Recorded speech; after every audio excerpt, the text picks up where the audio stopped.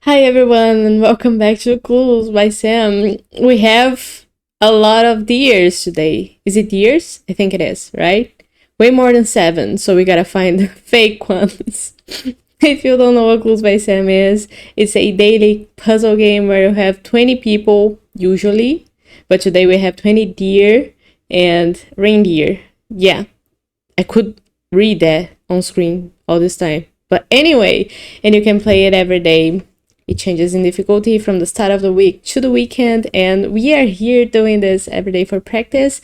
I try to help explaining my logic, and if you want to try, there is a link in the description.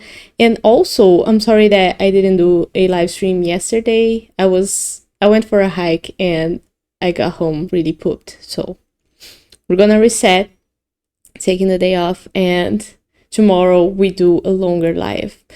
Yeah, let me know if you do play the game because I'd love to talk about the results, and if you just want to go along, then let's start right away. We start with Zoe the reindeer. I don't know the name of Santa's reindeers, so I'm just gonna assume that Zoe is one of them. And she's telling us there is only one innocent to the right of Uma. And Zoe herself, is to the right of Uma, and she's an innocent, so we know that both Wanda and Xena are criminal reindeer. And now we don't need Zoe's clue anymore. Now Wanda tells us there is an odd number of innocents to the right of Alice. So that tells us that either all 3 people to the right of Alice are innocents, like the clue says, or just one of them, but we don't know how many yet.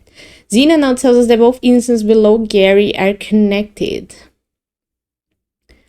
Below Gary, there's one innocent already, who is Zoe. And the only person who is also below Gary and connected to Zoe is Tina, so she has to be the second innocent. And also the other 2 people below Gary are not innocents, because the clue says that there's only 2 people who are innocent. So Kumar and Ollie are both criminals. And now we know that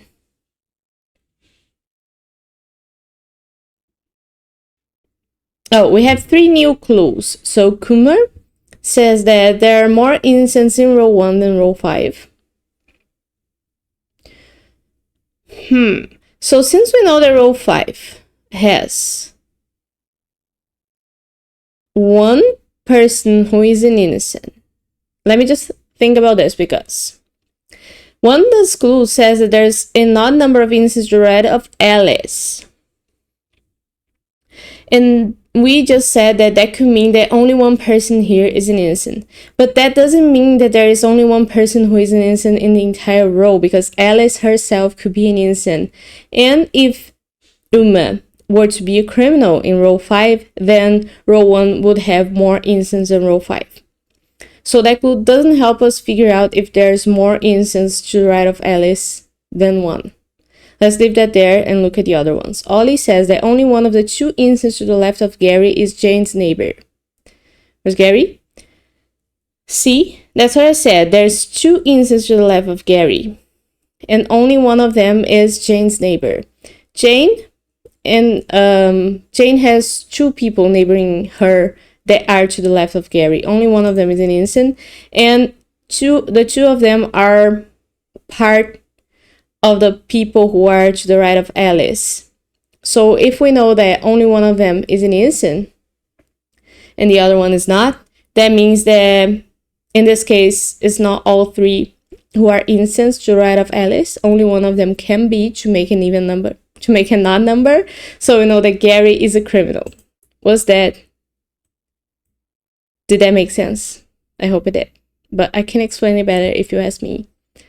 Now, we don't need Ollie's clue anymore, but the clue that he gives us also says that there's 2 innocents to the left of Gary. And if only one of them is here, where's the second one? It has to be Alice, just like I said.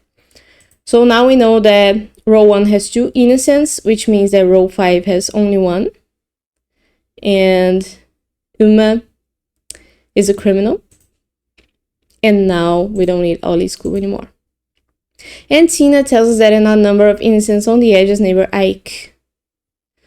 Ike has 5 people neighboring them on the edges. So, and none number of them are innocents, which means that 2 of them are already up here. Either Ben or Caesar are gonna be an innocent, and Alice is gonna be the second one. So Ike needs a third one to make an odd number. These 2, Hank and Logan, can't both be innocents because that will make 4 innocents neighboring Ike on the edges. We know that only one of them is. Right? That's what Tina says. And Uma says that only one of the 4 innocents neighboring Ike in total is Jane's neighbor. So we know that 3 people neighbor Ike on the edges, and 4 of them, 4 innocents neighbor Ike in total. And one of them is Jane's neighbor. And that person is either Ben or Caesar. So, but that doesn't, oh yeah, it does. Because Mary and Nancy also neighbor Jane and Ike, it means that none of these 2 could be an innocent, because otherwise the clue would say that 2 of the 4 innocents neighboring Ike is also Jane's neighbor. So none of these 2 are innocents, and Jane is an innocent. Right? So that this clue could be abided by. Okay. Now Jane tells us that only one of the 5 innocents on the edges is Alice's neighbor. So only one of these 2 is an innocent, the other one is a criminal. And that's the same for Caesar and Logan. Because it depends on who these 2 are. Now Jane told us also that 5 innocents in total are on the edges. And we know about all of them. We know about Alice, that's 1. Tina, 2. Zoe, 3. And the 4th one is going to be either Hank or Logan. And the 5th one is going to be either Ben or Caesar. So Paul couldn't be an innocent. And we don't need Jane's clue anymore. Now Paul tells us that Tina and Alice have an equal number of innocent neighbors. We know that Alice has 1 innocent neighbor here and a criminal one. So Ike could either be a second innocent neighbor or a second criminal neighbor. What about Tina? Tina has 3 criminal neighbors and 1 innocent neighbor. The clue is talking about innocence. So I guess Susan and Ike are the same role.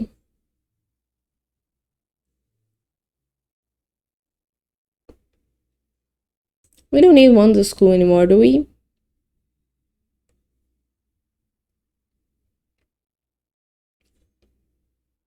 Or Kumar's.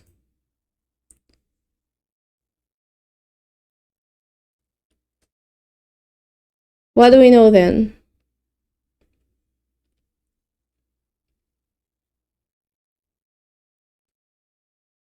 Have I dismissed a clue thinking it was flavor text?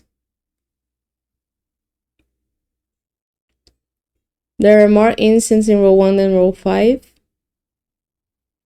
Yeah, we don't need that. Only one of the 5 innocents on the edges is Alice's neighbor. We solved that? Oh yeah, Alice. We haven't read that. There's an odd number of innocents neighboring Alice. So only 1 innocent neighbors her. And it's either gonna be Ben or Hank. Because if Ike were an innocent as well, then Alice would have an even number of innocents. So Ike's a criminal. And that says that Tina only has 1 innocent neighbor, so we know that Susan is a criminal as well.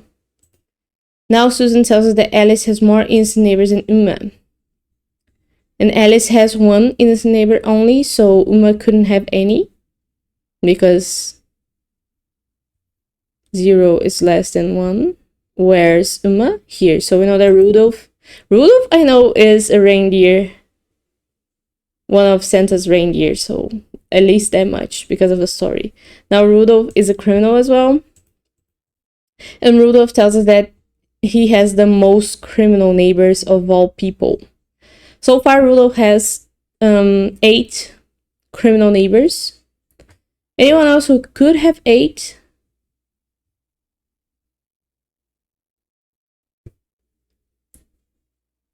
I don't think so. Ike has 4.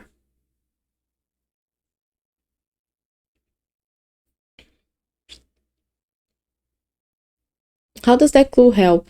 Because Nancy already has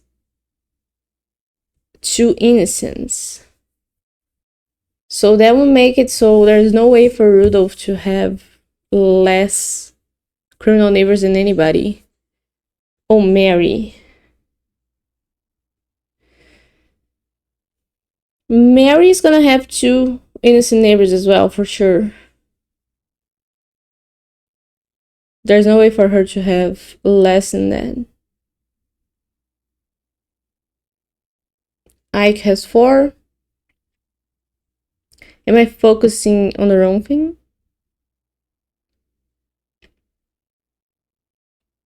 Oh, Jane. Jane's gonna have 1 innocent neighbor for sure. Which means that Rudolph couldn't have any. Because Jane's gonna have 7 criminal neighbors, which means that Rudolph has to have Rudolph has to have 8 so that he has more than Jane. So Logan has to be a criminal. Because of that, Hank has to be an innocent. Because of that, Ben has to be a criminal. And because of that, Caesar has to be an innocent. And we are done. Oh no, it's to Rudolph. That's funny. Well, that was a tricky one in less than 11 minutes. I'm happy with that. I love the reindeer. And I hope you enjoyed this video. I'll be back again tomorrow with more clues by Sam and a live stream for that format. So, yeah. See you tomorrow.